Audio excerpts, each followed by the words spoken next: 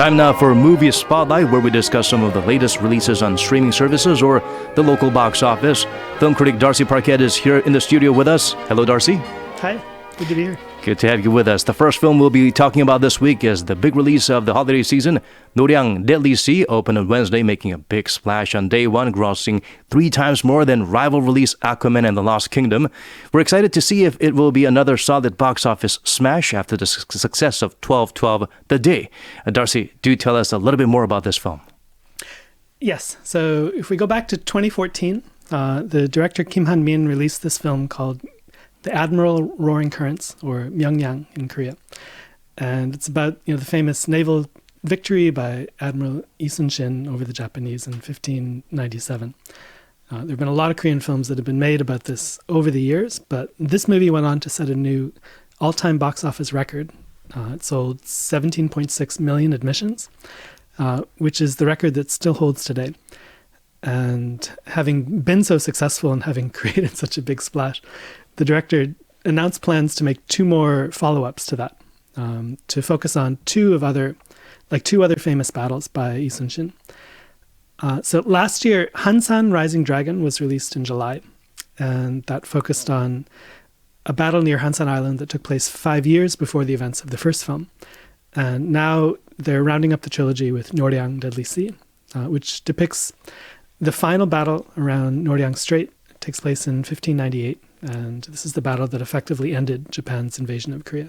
Right. First, we had Myungyang, which we had home fans screaming in cinemas out of joy. And we had a prequel and now a sequel. What was special about this particular battle compared to the previous ones? Well, Lee Sun-shin dies. And I mean, it's not really a spoiler because the film assumes from the beginning that the audience is going to know this. And in fact, it's better if you know it when going into the film. But the film kind of plays with audiences' expectations about that. So, I mean, obviously, this was the last battle of Lee Sun-shin. It was also one of the biggest. This battle resulted in more deaths than any other battle of this invasion. And it also, by this point in the war, Ming Dynasty China was fighting alongside Korea. There was an interesting kind of collaboration that took place between the two powers during this battle, which plays out in the film as well.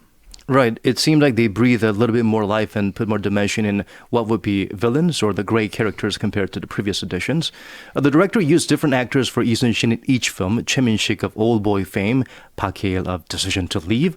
And this time taking the role, we have a very different actor, portraying a much older Lee Sun-shin. Which is your particular favorite? Yes, I mean, this time we have Kim Yoon-suk, who, I mean, viewers may have seen him in Escape from Mogadishu or The Chaser or many other films because he is one of the top actors of the past decade and a half. And it's really interesting to compare the performances. I think I kind of like Kim Yoon-suk's performance the best. Each of them have a very different energy. So, I mean, Choi Min-sik is kind of legendary in the film industry for his energy that he brings to his performances. He's kind of like the Al Pacino of the Korean film industry. And sometimes, directors have to kind of rein him in because he has, so much that he puts into his performances. Going to Park Hae-il from last year, he portrayed a younger Lee Sun-shin, one who hadn't really proved himself at that point, and so was, fighting to overcome the doubts about him. But, I mean, that was much more of a kind of an inward focus, kind of intense energy. You could sense his strong sense of determination. I think that was emphasized in the performance. And I like Kim Yoon-suk's because, I mean, he has the ability to not really be doing much with his face and yet to express so much. And so you can kind of feel his experience just in his eyes and the way that, he looks at the world. He doesn't have to really raise his voice or do all these dramatic types of scenes in order to, to underline his presence and his, by this point, I think he had, a great understanding of what he needed to do. And of course, there are, various conflicts that take place within the film. But he also feels much more human. I mean, we see him having these nightmares and he seems much more aware of his own mortality, which of course plays in with how the film is going to end. But yes, I do think among the three, I didn't expect this going into the film, but I think I like Kim Yoon-suk's performance the best. I agree with you. I do feel that the two previous actors, they bring a lot of energy and a lot of aggression Yes. to the character, which is appropriate. But Kim Yoon-suk, as you mentioned, the eyes do a lot of acting there. Less is more. I would say some would compare him to the acting using just the eyes and the expressions of Tony Leung to a certain degree. Yeah, yeah. Of course, there's a lot of facial hair and armor covering, so you see more of the eyes than anything else. Yeah, So the the previous films, more or less, an hour of talk, an hour of battle. Is it the same this time around? I mean, it is. I guess it's inevitable when you make a movie about the battle that you have to set it up in the first hour and kind of, figure out all the different strategies that are going to take place and the conflicts, that run underneath the major conflict. But I mean, ultimately, the selling point of these films are going to be these really elaborately staged battle sequences. And yeah, and that's what the audience goes for. And so they do last a long time. I mean, the first film was over an hour, and a lot of people kind of drew attention to the fact that, normally battle sequences or, those type of scenes in the film don't take up half the film. But in this case, it did kind of justify that. And it's really interesting to compare in the three films about the battles as well. I mean, particularly, I think we did see a big difference between the second film and the first one because, 8 years passed between the release of the first film and the second film. And the Korean film industry continues to develop in terms of its technological capacity and special effects. And so this one, I don't know, it doesn't feel that much different than Hansan from last year.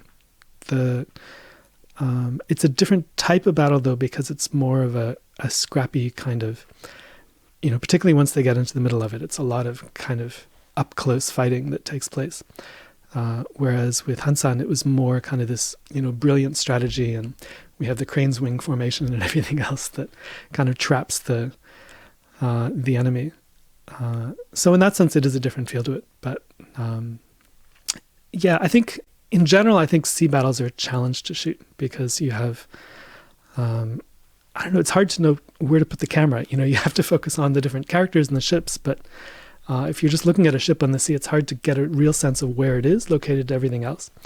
And even when you pull back to a great distance, things look kind of chaotic on the sea.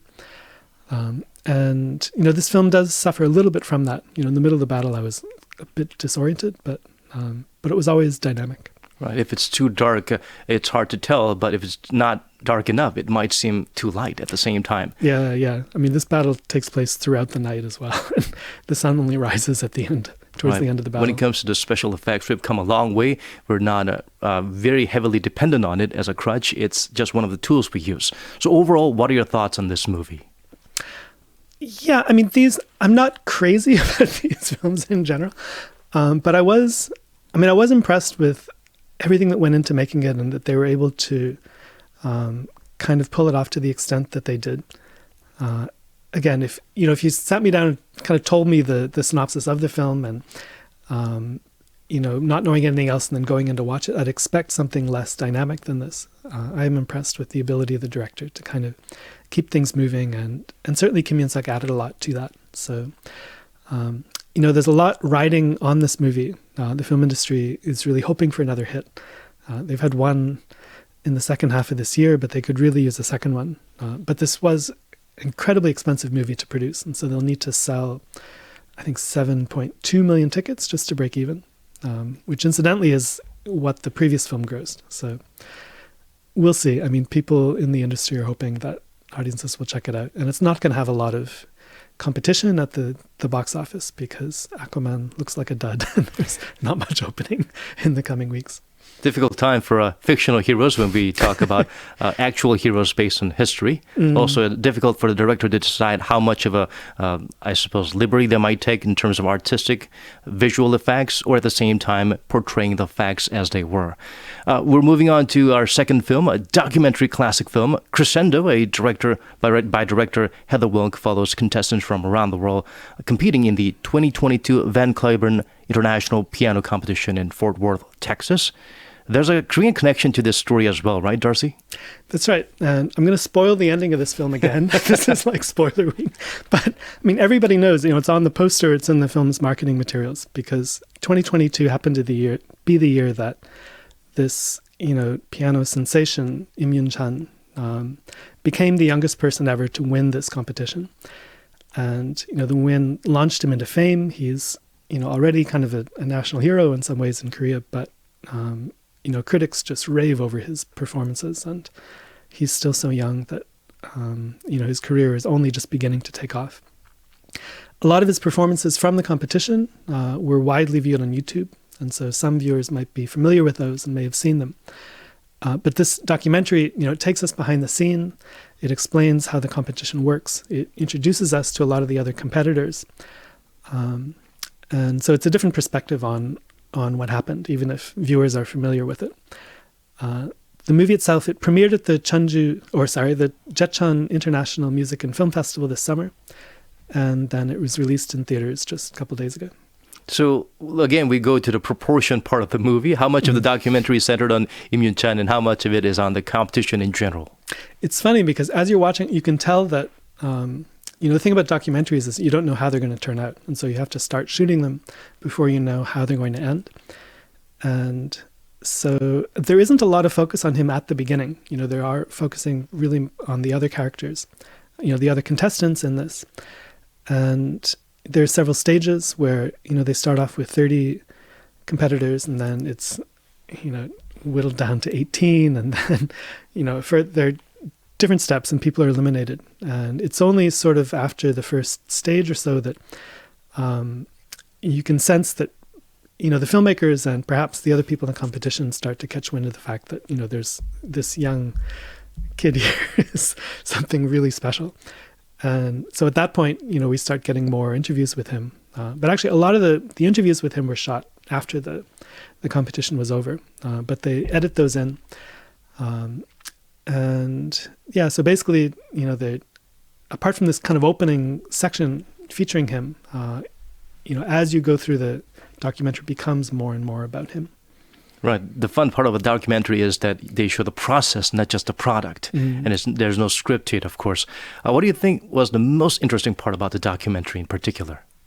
Certainly the music is great. If you like classical music, then there's a lot to like about this. Personally, what I really found interesting about this was just to look at the different personalities of the contestants involved.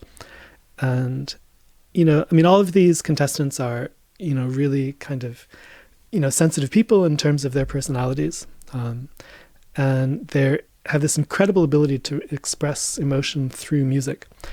And so it was interesting just to see them expressing themselves through words, because, there is kind of a range. Some of them are quite good at expressing themselves, even when it's in a foreign language, because English is not, the first language for many of them.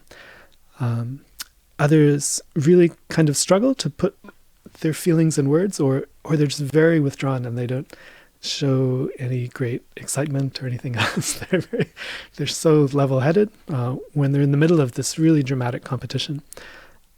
And so the range of personalities involved, and I just found myself getting really caught up in their stories as I was watching it. Right, they're all very unique in their own ways, and they're able to channel all their energy into this little pinhole, which is the arts, the piano, and of course their classical musical performances.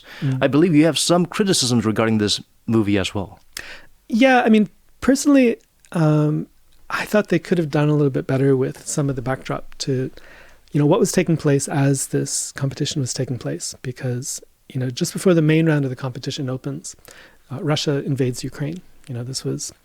they started shooting this at the beginning of last year, and a lot of the contestants are from Russia, some from Belarus, and some from Ukraine. And initially there's kind of a debate within the organization about whether they should continue to accept the contestants from Russia, or like some other events, whether they should block Russians from taking part. And, they cover that to a certain extent. And, I think that in the end, the competition decides to accept them, partly because of its history, because, Van Cliburn is named after this pianist Van Cliburn who went to Moscow and who won the first Tchaikovsky International Piano Competition in 1958 at the height of the Cold War, and became kind of a beloved figure within Moscow, and so represented this point of connection between two countries that were, regarded each other as enemies. And so in some ways they didn't feel comfortable blocking people from Russia, which I think is a defensible decision. But the documentary could have done more with, particularly because the contestant from Ukraine and several from Russia, go very far in the competition. And, reading newspaper articles about this particular competition, you get more kind of a backdrop of the tension that, and how the Ukrainian contestant might have felt at this moment when his country was being invaded. And, ultimately you sense that the filmmaker doesn't really want to go too deeply into this and to make things too complicated. And the way they kind of wrap it up is a little bit too trite. And so that was a disappointment. Overall, would you recommend it to our listeners? I think definitely if you're a fan of classical music, if you're a fan of Im Yun-chan, then you'll get a lot out of this. And, the theater, when I went to see it yesterday, was fairly full. So despite being a small release, I think that word is kind of leaking out to fans. And, it has that watchable quality that you see whenever you have a group of people who are kind of eliminated in various stages, like, lots of reality shows or Squid Game. But yeah, it pulls you in. There's something inherently compelling about that sort of process. And so I enjoyed watching it. Right. Musicians and those with knowledge or experience in classical music will all agree that Im's performance just is simply mind-blowing. It will be quite a treat to see more than just the highlight clips, but a big part of his journey. Darcy, once again, thank you so much for making time for us today. We appreciate it. Yes. Thanks. Have a great weekend. You too.